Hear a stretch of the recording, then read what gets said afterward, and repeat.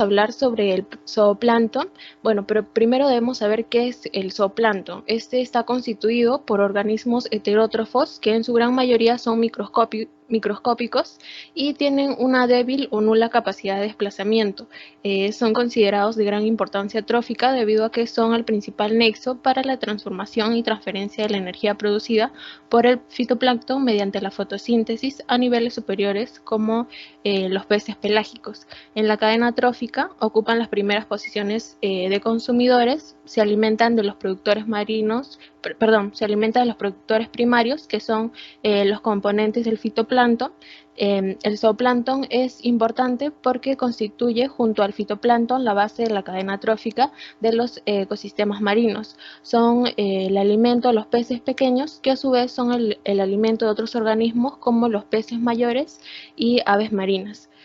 Su clasificación puede ser en función de su tamaño, que son menores de 2 micrómetros hasta 200 centímetros. También se clasifican por su afinidad ecológica y también por su distribución.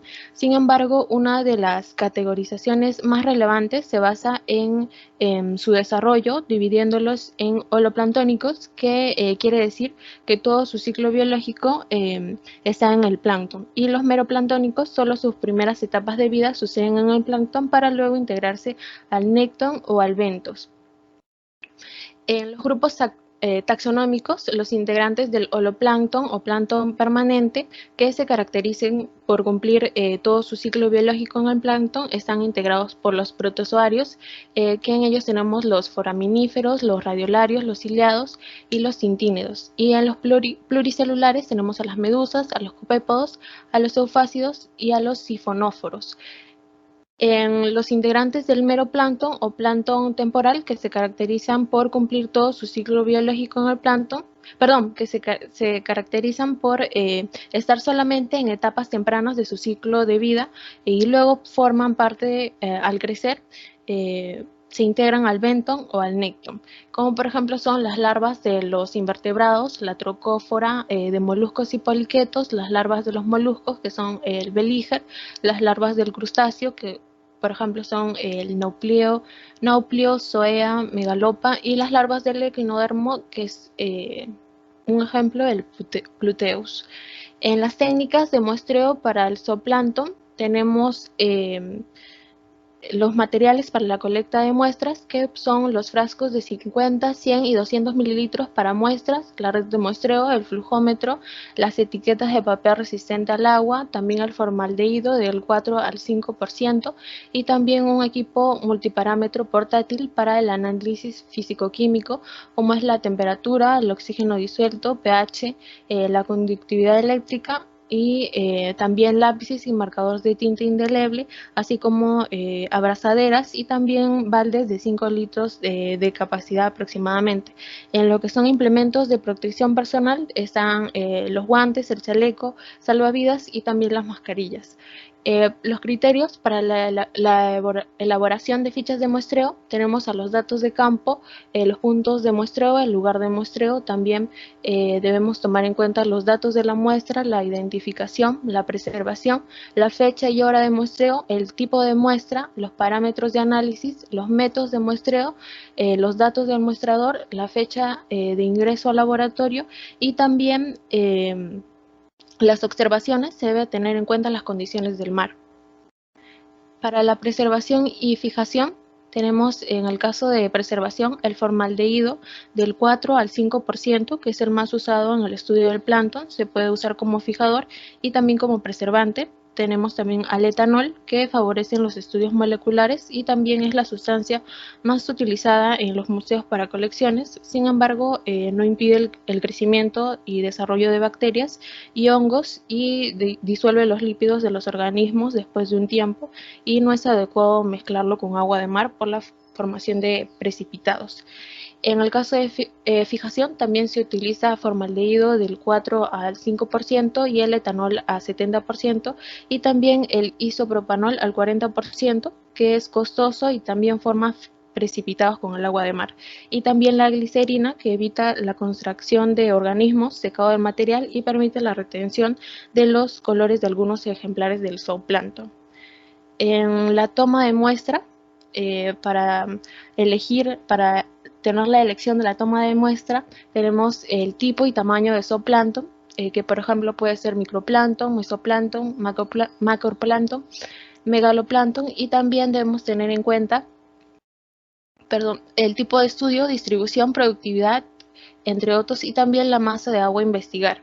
Entre los métodos de colección hay tres importantes métodos para la colección de zooplancton. El primero es las botellas o muestras de agua o las botellas Niskin, que constan de estructuras cilíndricas en PVC o acero inoxidable. Este método es usado principalmente para colectar microzooplancton, en especial de muestreo cuantitativo.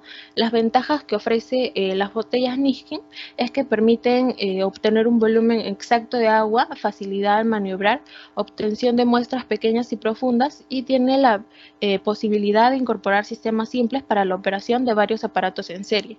Y una de sus desventajas es que el volumen de agua es pequeño y no se recolectan algunos ejemplares de zooplancton. En el caso de bombas de succión, consta de un sistema de bombeo, también un sistema de filtración, concentrado o separador, y las ventajas son que dependiendo del acople del sistema se pueden medir las variables físico-químicas de interés simultáneamente con la toma de la muestra de zooplancton. También facilita obtener una cantidad de agua exacta, puede ser apropiada para el estudio y recolecta de grupos específicos del zooplancton, y una de las desventajas es que no es apropiado para la recolecta de zooplancton de los estratos más profundos, porque se obtiene un menor volumen por unidad de tiempo en comparación con las redes, y con sistemas de bombeo de gran capacidad se pueden presentar problemas a realizar maniobras en una embarcación en movimiento.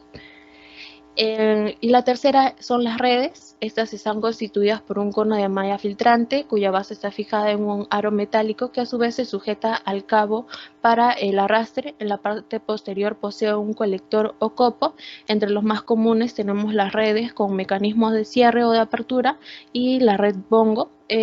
Una ventaja es que permiten la filtración de gran cantidad de agua.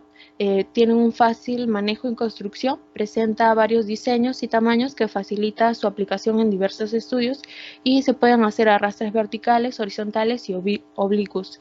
Y una desventaja sería que puede darse la evasión de algunos ejemplares de zooplancton y puede hacer daño a la estructura de algunos ejemplares que son gelatinosos.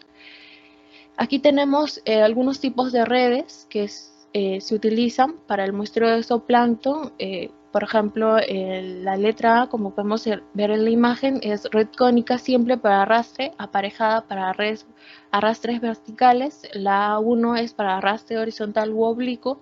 La letra B, como podemos observar en la imagen, es de red de arrastre de Wisconsin con un cono truncado para mejorar la eficacia filtrante. La letra C es la red bongo, puede aplicarse medidores de flujo y mecanismo de apertura y cierre. La D, que es red de Wisconsin con mecanismo de cierre activado por mensajero. La D1, red Wisconsin cerrada. La E, red de caída libre abierta, y la E1, red de caída libre cerrada. En los tipos de muestreo tenemos al muestreo cualitativo y al muestreo cuantitativo. El muestreo cualitativo dependerá del tamaño de la red, del tipo de material, la velocidad de remolque, también del tamaño de copo, de la longitud y el tipo de arrastre. Bien, el muestreo cualitativo debe ser diseñado de tal forma de obtener una muestra representativa de la comunidad zooplanctónica en un determinado cuerpo de agua, que por ejemplo podría ser una bahía, también la columna vertical o la zona eufótica.